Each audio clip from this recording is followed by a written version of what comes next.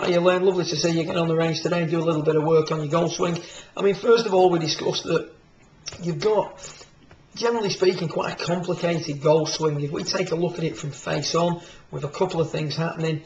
First of all, we're moving side to side a lot. So we've got a lot of movement away from that line, and then in turn we've got to try and get back onto that line. Whenever we're moving side to side, that's a leak in power because we've got to actually spend time and energy synchronising that move.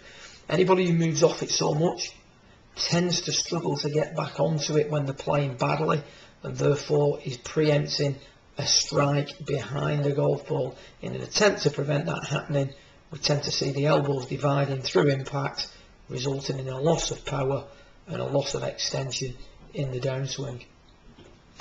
When we look at it from side on or from down the line, what we then see is too much of an upright golf swing. We see the shoulders working quite flat, the arms working quite upright, and now we've got this big gap here beneath your arm and your rib cage.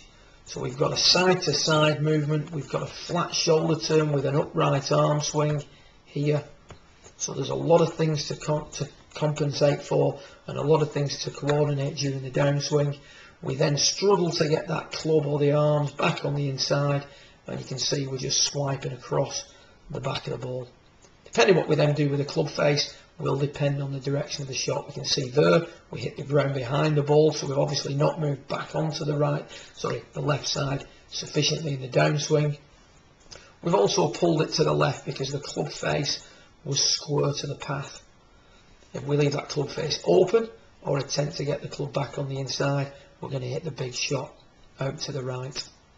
So what I suggest that you do is first of all straighten that right leg up, get that feeling that the hip turn is going to be a little bit higher, and then we also place the head cover beneath the right arm to keep the arms on the rib cage. You can see there straight away, much more compact, easy to maintain look to your backswing on the far right, arms much more on your rib cage throughout the swing. From there you can start to turn through properly.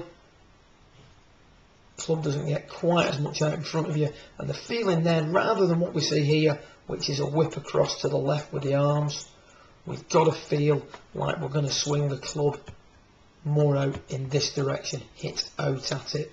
So the feeling is, or the thought is, that during the backswing the arms work in and around the body, and then during the downswing we swing the club out away from us. But all in all, I'd like to see that much more compact top of the backswing position originally, and then let's see how we go from there. Good luck with it, and I look forward to working with you again in a few weeks' time. Well done.